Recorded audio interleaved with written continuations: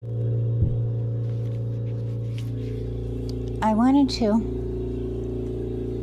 tell the truth about some of the things that people are concerned with right at the moment. And I am in peace, and I'm doing my very best to work through the timeline of the story, the lack of memories. And there's been a lot of memory wiping happening with me. And every time I deliver a story for Father, Son, and Holy Spirit, He's here with me, helping me to deliver it. Because of all the things that have happened to me, my memories are very difficult to access without Him. So, He wants me to tell you a story about someone. And it's not a story, it's the truth. I met someone early on when I was about 22, 23 years old at the Gardens bar. His name was James Binder. He went by the name of Jim, Jimmy, also Wolfman and Iceman. He does look like a Neanderthal. He basically wanted to be my friend, and at the time I was working at a bar, after work, people come over. Well, me and him smoked bud together, so he started, getting that for me at the time. But he kept coming over to my house every now and then and hanging out. He mumbled a lot, so I really didn't hear everything that he said, but there was a few times when I heard what he said, and it wasn't pleasant. Now, his mother was a minister for Jesus, and she did Bible studies in her home. She had a disease where she had to go on a machine every week and get dialysis. And her name was Viola, and they lived on the north side of Colorado Springs by Fillmore. Just as a side note, Chris and Robbie lived in the same neighborhood as James Binder did for a period of time, so they were pretty close to him. James's next door neighbors were absolutely devil worshippers, because when I would go and visit Viola, and I would go visit his mom because she was all about God, and whenever I didn't have anywhere to go, Viola would let me stay at her house, because I had become homeless during a period of time, which is how I found out about these witches. They had two skulls pointed at James's home. During the time I knew James, there was one time when his mother got really concerned and called me, and she told me that he was in the hospital. And at that time, he was in the hospital and he was diagnosed with schizophrenia. And I paid attention to him, and he ended up going back to the hospital a few weeks later. But he did tell me that the reason why he went that time is James was messing around with magic and trying to learn how to use magic, but he was hanging out with a girl named Brandy that was a witch. And James started, I would say he went gung-ho in magic at first. And when I say gung-ho, I mean he was buying all the stuff for it. Crystals, you name it. I mean, he really got into it. I doubt that he had a lot of information about it other than from, the witches that were around him. And I don't know, they didn't seem very good. That Brandy girl, she would go to rituals and she would have to wear makeup that would take her anywhere from 1 to 5 days to wash off her face.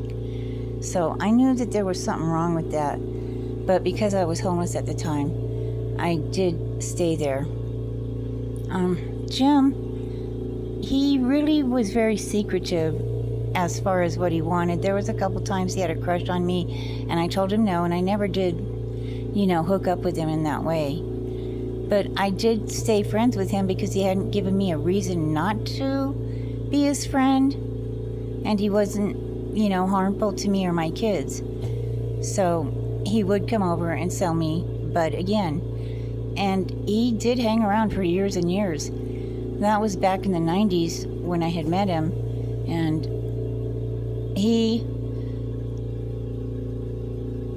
and I parted ways in 2018, I think.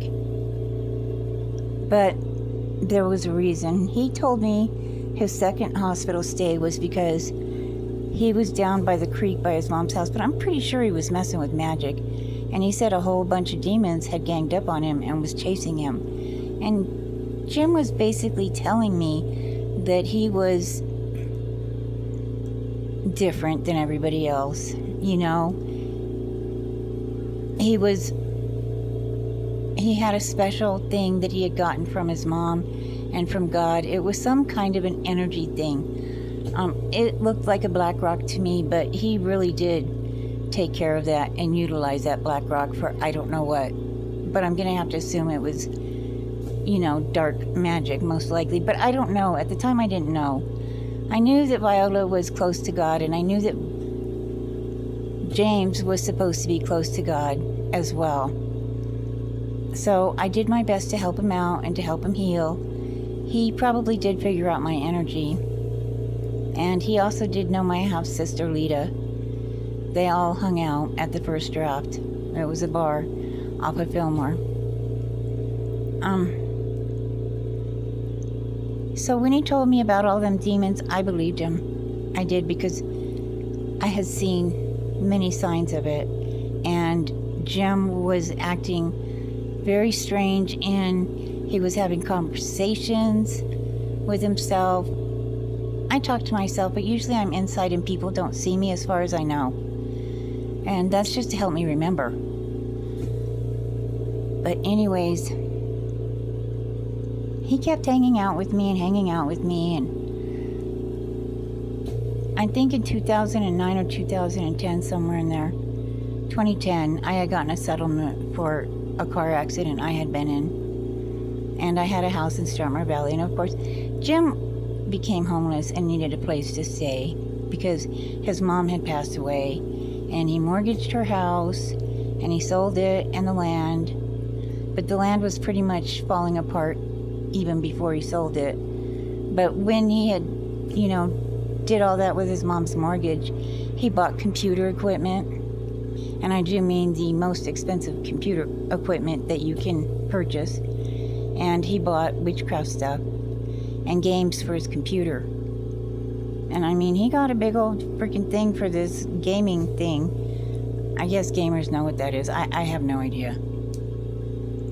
But he had met my ex, Mike Dancison. And I didn't know that they liked each other at all. I didn't know that they were going to become friends and in the future roommates. But that is what happened. When I got the house down in Strummer Valley, Jim wanted to be my roommate, but I didn't really want him to stay there because I was taking care of somebody there, and my daughter and her boyfriend lived with us and her baby. So Jim didn't stay there very long. While he was there, he was talking about having a dragon stone, and he was talking about dragons. I know something about dragons, but that's not right now. Jim did, and he had a stone. And most dragon stones are by design to take the blood off of a reptilian or a very real dragon on Earth. That's what they do.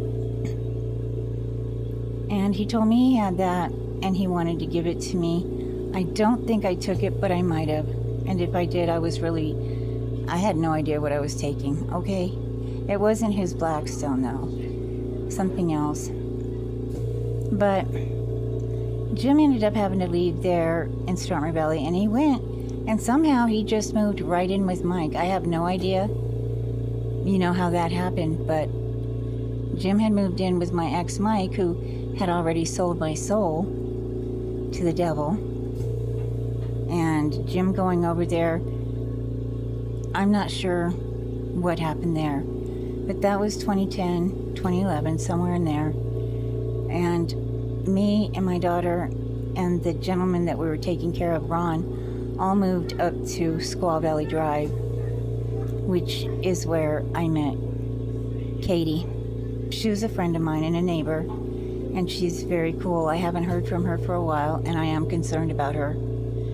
But we had moved up there, and Jim wasn't there. But eventually, we had to move back.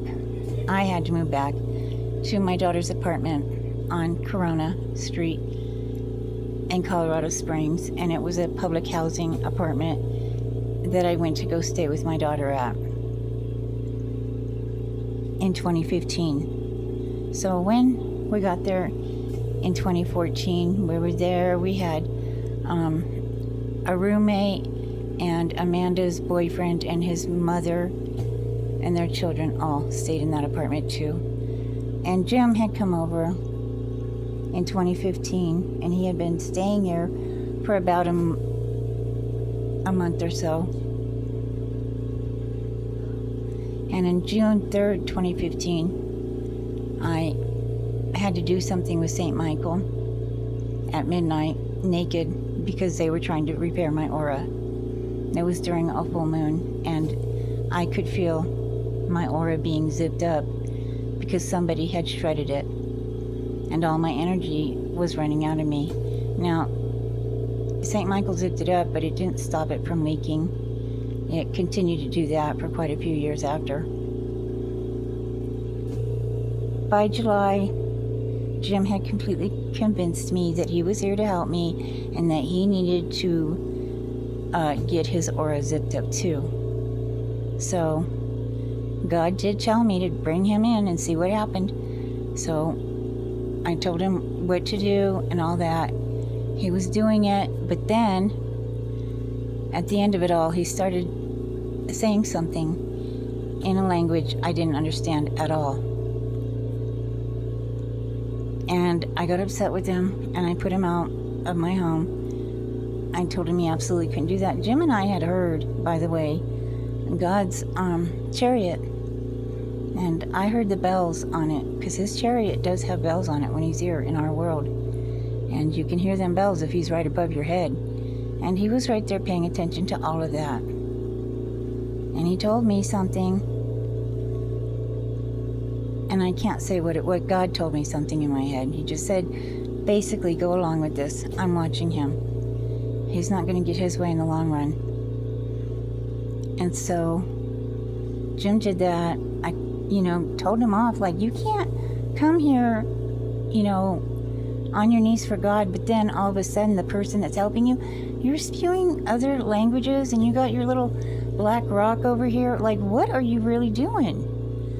So, he wasn't going to be allowed to come back for that, but he stayed in my apartment for a while until he could get an apartment at the apartments next door, which at the apartments next door is where Mark and Vince would live and did live. So he got his apartment next door once I booted him out. He had left a really nasty demon in here, and he took a picture of it, and the demon was literally on the inside of Jim's backpack. It wasn't in my home. It was in his backpack. And so he dumped that nasty little thing off here, and I don't want to talk about what that thing did. It was horrible. But anyways, after that, Jim moved in next door. I'm pretty sure that when Jim had all of those demons on him from the creek, he had gotten possessed by that. But he had an ability, and he could see that there was a demon hanging on me, which in June of 2015, I was able to see it too. But they were able to get rid of that. But he was able to see it, but he wouldn't tell me nothing important, nothing that I needed to know, nothing at all. But he knew quite a bit about me. But since he had never acted on it or harmed me in any way, shape, or form, I went ahead and kept being his friend, not realizing that he was probably going to my children and everybody he knew in my family, including Mike, telling them what a horrible person I was, because he knew a lot about me. So after that, he was coming over to visit us when he was living at the other apartment. He kept talking about Mark, but I had never met Mark, and I wasn't, really focusing on all that over there.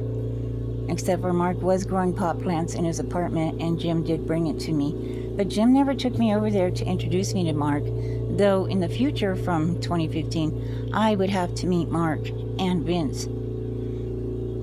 So, Jim had a lot to do with the handlers before they got here, and told them whatever he wanted to tell them. And they clearly believed it, because they're both gone. Jim is gone, but me and my family are still here. I had Jim's memories erased out of my mind until today. And when they started coming back, God told me, you need to tell this truth about him.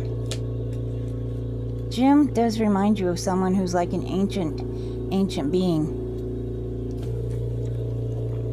because he absolutely looks like a Neanderthal, and anybody in Colorado Springs would agree with me who knew him.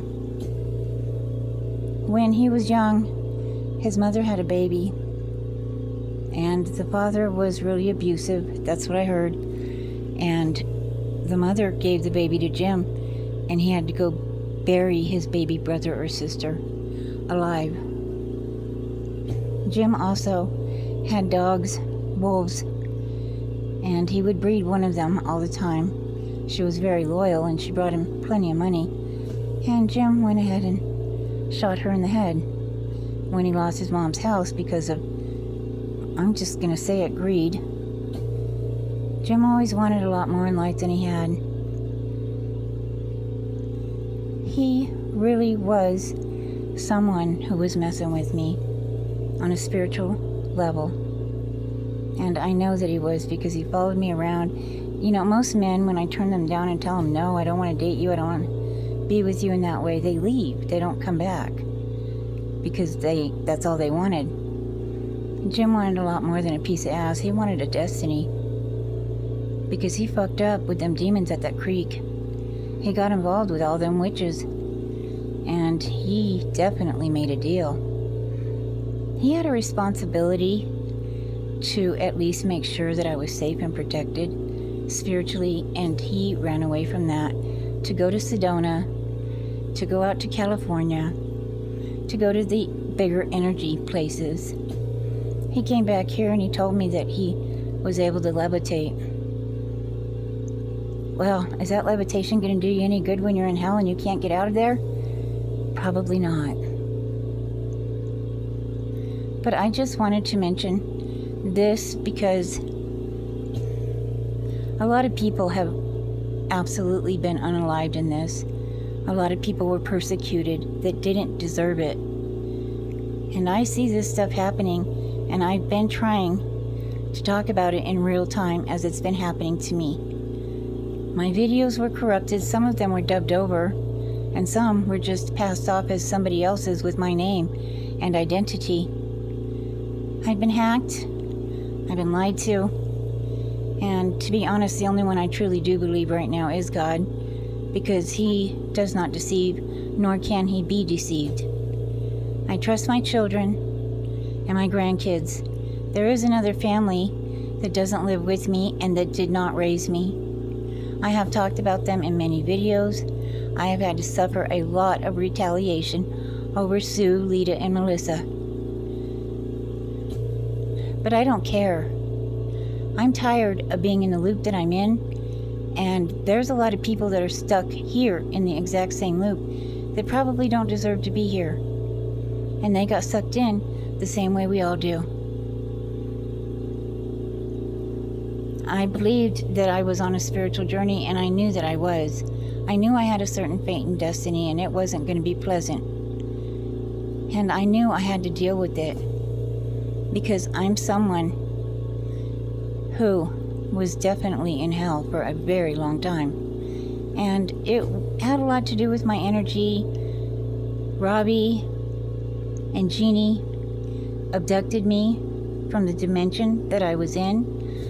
Father God said I was in the 8th dimension, and I was at the Wild Hunt at the time they took me, and I had caught the prize of the Wild Hunt. If you know, then you know what that is. And God provides that. That's where I was taken. I was doing a do-si-do with my sister Lulu in a circle, and I grabbed on to Robbie's hand, arm, whatever, and she took me out of that dimension and put me in another one. The reason why that's important to know is because after James Binder was gone, he was keeping tabs on me, rest assured. Vince and Mark entered into the scene there at the community center where I would go to get food, and they looked like very kind, nice people. Mark looked like that kind, neighborly old man, and I had taken care of several old men in this lifetime because when I was homeless there was a lot of that out in the streets, and they usually are they're okay with me. I don't let them get over, and they don't try to get over because they know. But hold on. So Mark and Vince comes in after James goes. He ended up in LA, and he was getting welfare checks in LA. And he called me every now and then, but we were parting our ways because he wasn't doing what he was supposed to be doing, and I had to deal with what he left behind here and what James Binder left behind here in the neighborhood that we were in. He came up to me before he left and he said, "They're popping off bottles. The jinns are coming in," and he said those are spirits that are not quite smart enough to be witches, but they're on their way, and there's a bunch of them in this neighborhood. And after that, he left and didn't come back. I didn't know what a jinn was, and after that, a whole lot of bad things started happening to me because Vince and Mark were here, and the illusions began, and the lies began. And me using my best discernment, I did figure out quite a few things about Mark and Vince. I do know that they were handlers. I'm pretty sure that they may have been Masons, but they didn't really exactly tell me. They could have been Illuminati too. And it seems like James Binder could have been too.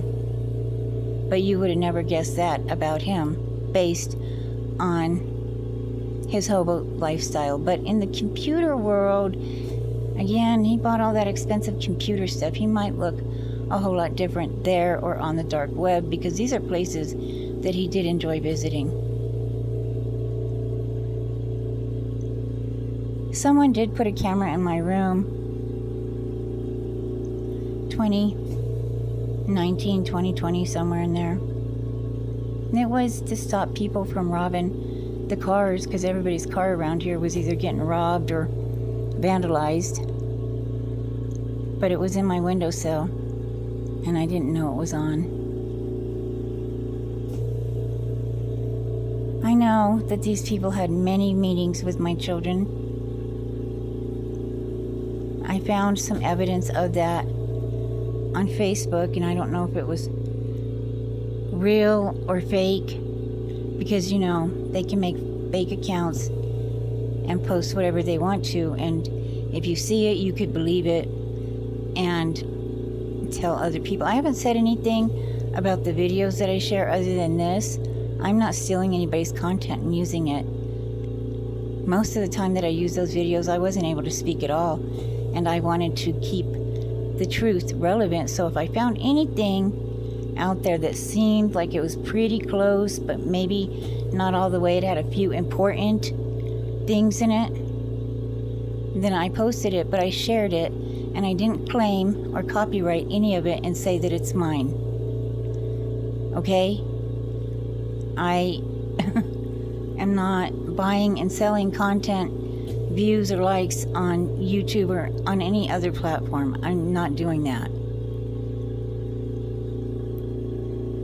But I had to go into my Google account today and just see how much damage was done up in there, and it seems like a lot of people have been in there doing whatever they want. But I had made 2 purchases last month, and one of those purchases was not Elon Musk. And what that is doing in there, I don't know.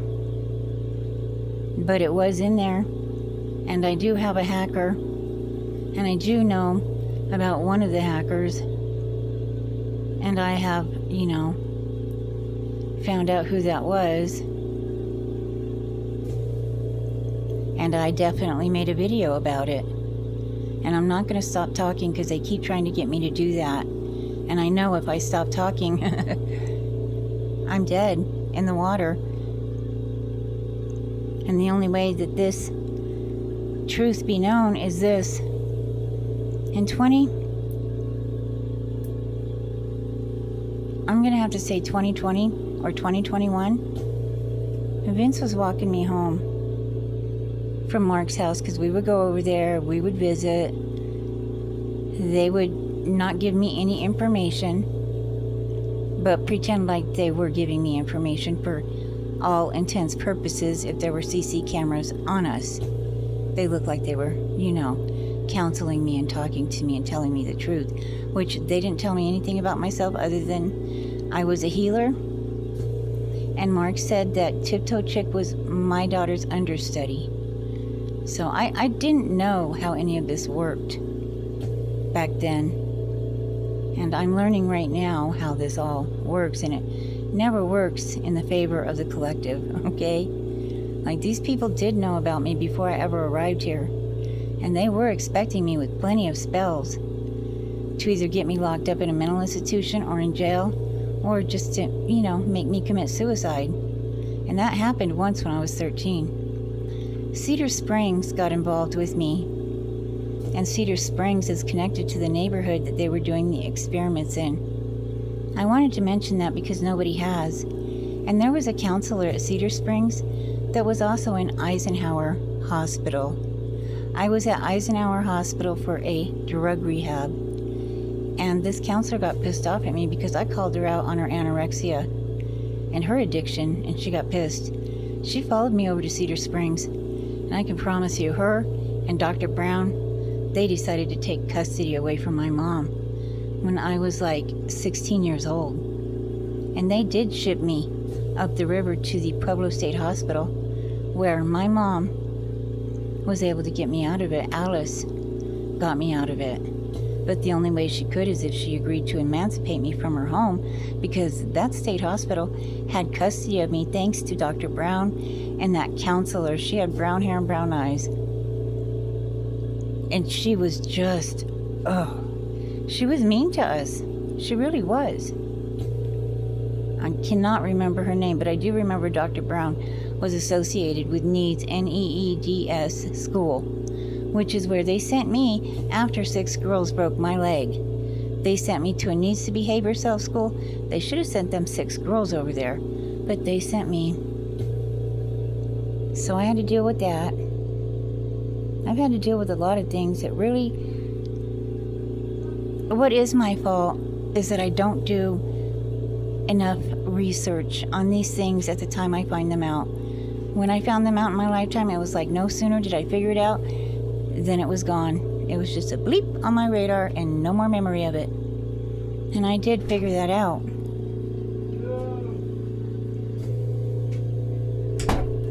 Well, I've been on my spiritual journey here. I figured a lot of things out about myself. I definitely know I'm not perfect, and I know I am very humble because I have been watching all of this because I can't get out of where I'm at. Otherwise, I wouldn't be watching it. I'd be reporting it. I have no place in my city or town to report it. I don't. And I don't have anybody here that I can trust anymore. The only family I have are my kids, and they think I'm a little bit nutcakey, and I don't blame them. But I love them very much, and I know they love me very much. And I know all of us were coerced. When I first got to the internet, I was not very smart when I got over here to YouTube, but I went to a lot of spiritual places, not knowing that energy can transfer through my cell phone at me, and it could curse me or it could heal me. But mostly it just cursed me, okay? I went to a place called Farsight, and they actually have an institute that trains you to remote view. I had went in there and I looked at it a couple times, but like everything else, again, it's a bleep on my radar and then the memory is gone. These people don't want to get caught no matter what. So there were regular intervals where they were erasing my memory when I got wind of something. I seen that guy at Farsight today, and his hair was never ever red before, and now he's got it really red. I'm not sure who he is. I'm really not. But I do know that his institute trains people to remote view, and really, remote viewing is supposed to be people, places, and things, but you're supposed to be on the outside of them. You're not supposed to be remote viewing people from the inside of their minds. And that's some of the things that have happened to me.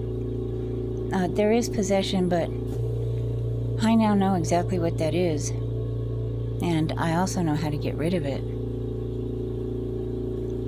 But there are some strongholds that even I can't break. And try as I might, it doesn't work. And God is here with me every time I try. Believe that. Because it is through prayers of deliverance, prayers against strongholds, that sort of thing that I do this. It isn't with black magic. And if you want to call me a witch, fine. I'm a white witch. I'm a healer.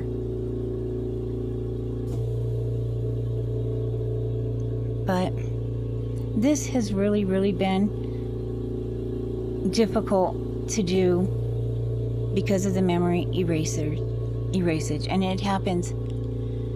I've had about 3 military jets above where I'm at right now, and they came by, and they recently tried to erase it again. I'm holding on for dear life, but I do keep losing memories, and I keep calling them back to me. It's a really horrible thing, because I've been writing this book. I've been trying to keep track of the videos I've been making, and I just can't do all of that without my memories. No one could. I've asked for help from the police department. They will not. I've tried to just file a police report for my stolen identity because it was stolen. I talked with the IRS a few years ago, and they told me that somebody had claimed taxes in my name. But they wouldn't say who, and they wanted me to pay them some money for them to get the evidence, which is fine, but usually when the IRS does that, they don't ask you for money. So there's that. It's just every time I go somewhere to report, there's nowhere to report this, and they knew this. They had this entire town on lockdown before I was ever born. In fact, this town has probably always been like this. I just never noticed until now, because I was busy living my life. But in the other previous ones, it was very similar, the exact same, but every single life prior to this one, I took myself out. And there is a price to pay for that. But God can forgive you, understanding extenuating circumstances, understanding that curses, hexes, and jinxes, blood magic, black magic, bone magic, all of that, Ouija magic, and demon magic. It can work. It can, but it always wears off, and it doesn't last forever. There were many people in this neighborhood that couldn't withstand the blows, and they did either get taken out or they chose to run away from this, period. And this is not a place that you can run away from, because you're here to deal with your karma that you accumulated in the world all by yourself. If you commit 4 or more of the 7 deadlies, you'll end up here, because that is the universe stopping you and saying, nope, not the time and the place for that. And I was pulled over many lifetimes ago here, and I decided to stay with it because too many people get caught in this loop from hell, and they don't ever know it. And many people have been here for eternity, and then some. And it's not fair if they were blessed by the Father to come into this world to heal people, to give them abundance, and to, in general, help them learn how to get out of this karmic loop and cycle and the bullshit that the government feeds all of us so they can keep the masses, their battery, and their energy so that they can do whatever they want to do while we sit in slavery, being held hostage and blackmailed out of our lives for no reason, because we're not harming anyone. God bless.